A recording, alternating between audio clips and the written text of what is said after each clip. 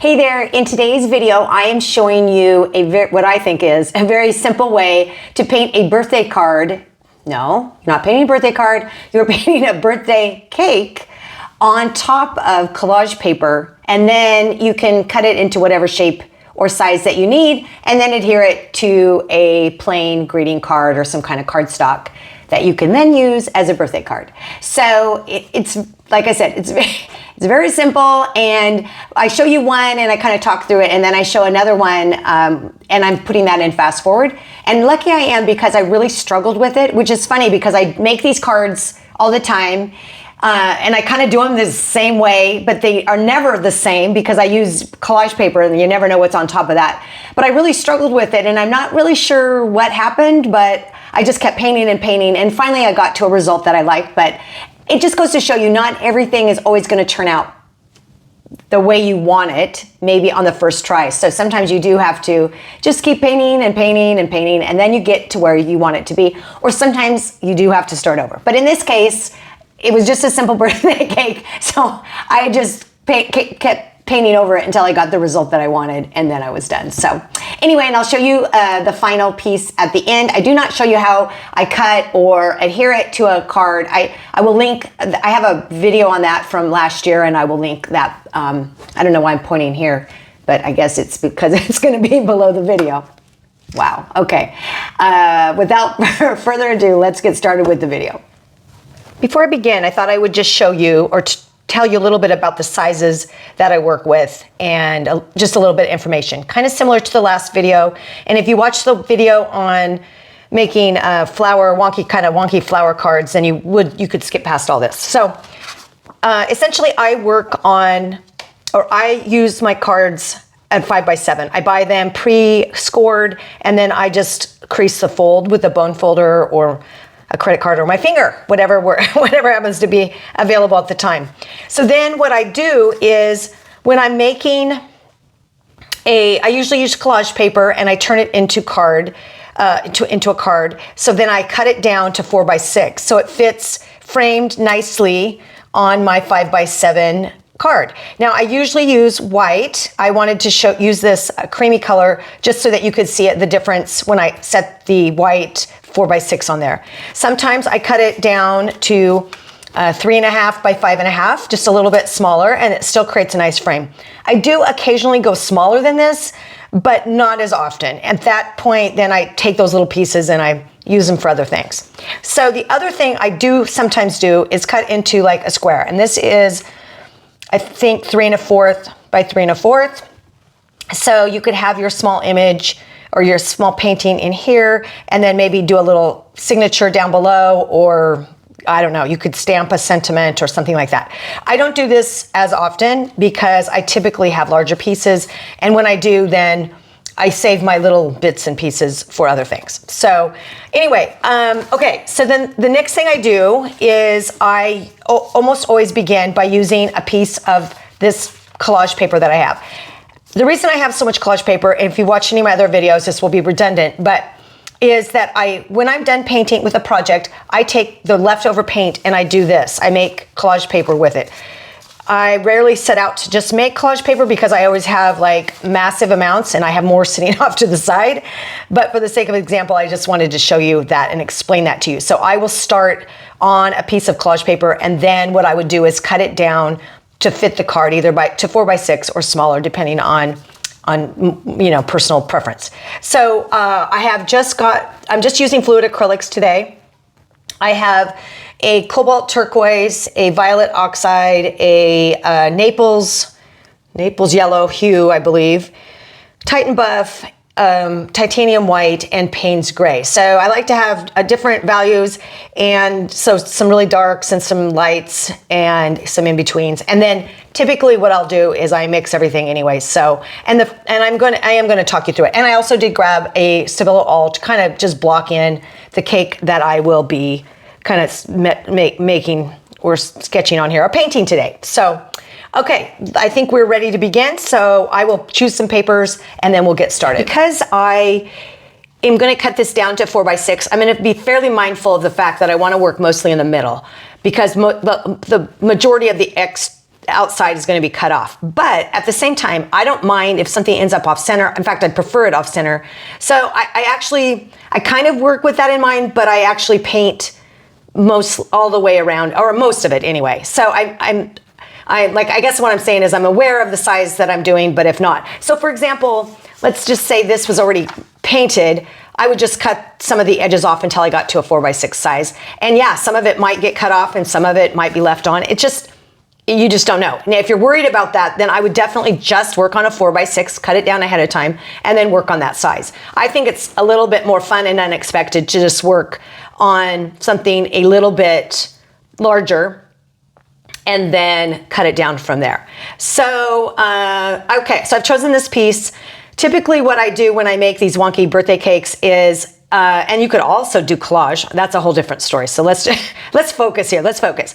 Is I do just two kind of square things. So I'm trying to hold it loose. I'm trying to figure out how to make and here I am starting in the middle, which I don't really like, but maybe when I cut this down, I can change it. So there's my first square, and then I might make the second square a little bit smaller. And when I paint, I don't need to, I can paint around that. And this is water soluble, so if that bugs you, then use a graphite pencil that's non-water soluble or erase your lines. I like how it all blends together. And then I'm gonna put it on a tray, or maybe sometimes one of those stands. So here's my cake plate. It's not exact, and then maybe I want to put it on one of those little stands. So there you go. So I've got that all modeled in, and then I'll put some background in. But let's stop jibber jabbering. Oh, and then I have some candles usually off the top, but those I usually paint in later. And I usually grab an orange, which I'll grab real quick, paint, because I forgot that. Because I like my fire to be, I like my lit candles to be orange. So, and I like them to be nice and tall. Okay, so let's just think about what we want. I'm going to use some smaller brushes because this is a smaller, and maybe I want my cake frosting to be kind of yellowish. I don't know. We get to pick whatever. Maybe it has a dab of this in it. Ooh, I like that. So, and I just kind of paint by number it in. There you go. I'm not really super worried about how it looks. I will sometimes, let me grab a tool over here, mark into it. Something like this, or like lines. So you get to decide, and this will probably have multiple coats, so this isn't the end of, that isn't the end of that. I think I need to grab one more small brush. I'm gonna reach over here. Okay, because this is a little bit kind of smaller. I usually paint, I like to paint bigger, so, and I like not to be tight, so that's what I'm trying to do here. So let's just say I've got my little platter, which is not, I'm not trying to do it in a perfect way. And even now you can see the Stabilo pencil, and I'm gonna keep painting. So I'm not done yet. So we'll just keep going. And let's say I want my candles to be this color. And so there we go. Okay. So now I'm like, okay, I want some background. Maybe I want the bottom to be a little bit darker, but let's see, let's do it. The paint, let's just do the Payne's gray with some yellow and see what that makes. What kind of darkish, greenish color, but something that we don't already have.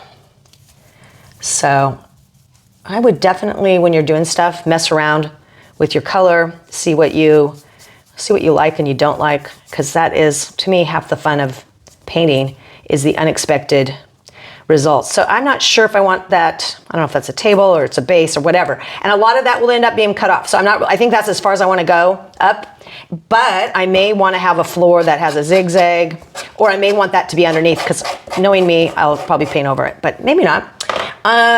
We're going to use that same paintbrush, and I'm going to mix it with this creamy color and this yellow, and this creamy color is called Titan Buff, so I'm acting like I don't know what I have, and some white, because I'm going to paint the background. Actually, let's dab some blue in there too. Just kind of fun to see what you come up with. Okay, but this, honestly though, you guys, now that I'm looking at it, I like this whole background that's going on. Okay, okay, let me just do this around the edges and see if I want to keep that. This is something to consider. Okay, I do like that. I think I will leave it. Yeah, I think I will. So that's not something I typically do. I typically blot out the background, but I think that makes a really fun. In fact, I might elaborate on that. I might grab some more of this white and maybe a little of the Titan Buff and just like see if I can add to the interest of that.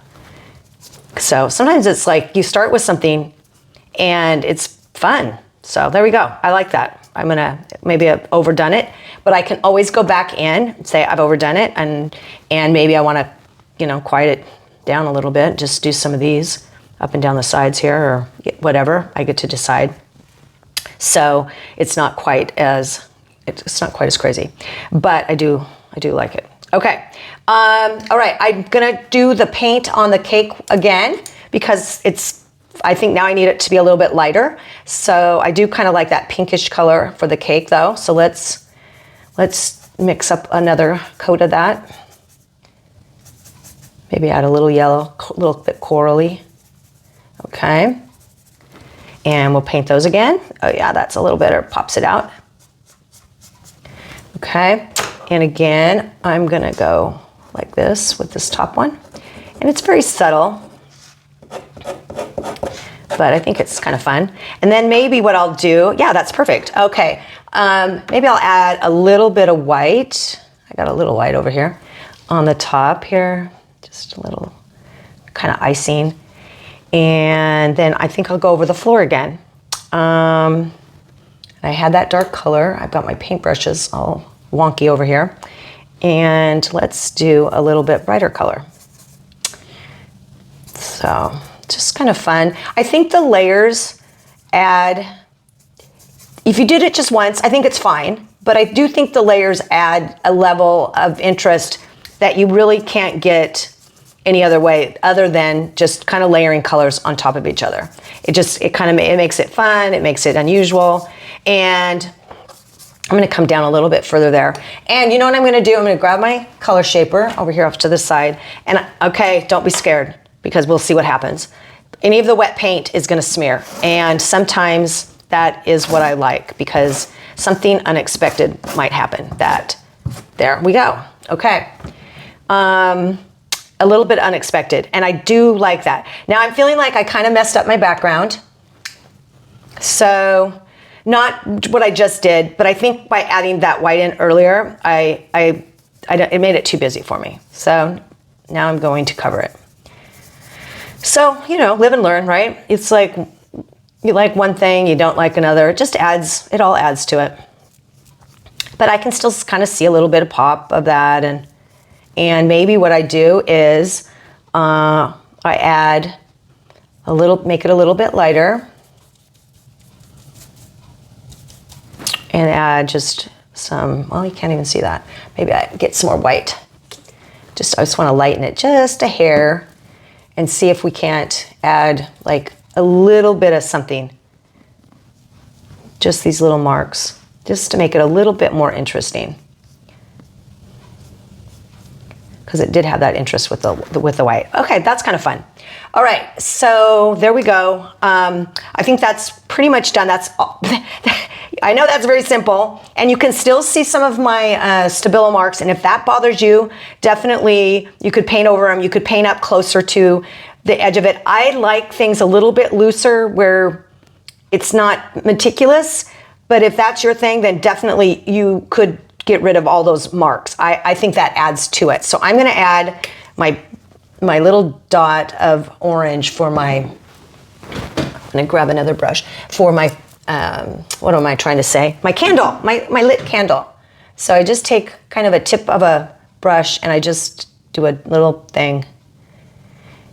And it's the idea, it doesn't have to be exact, although you certainly could make it exact. Okay, so that is as simple as can be.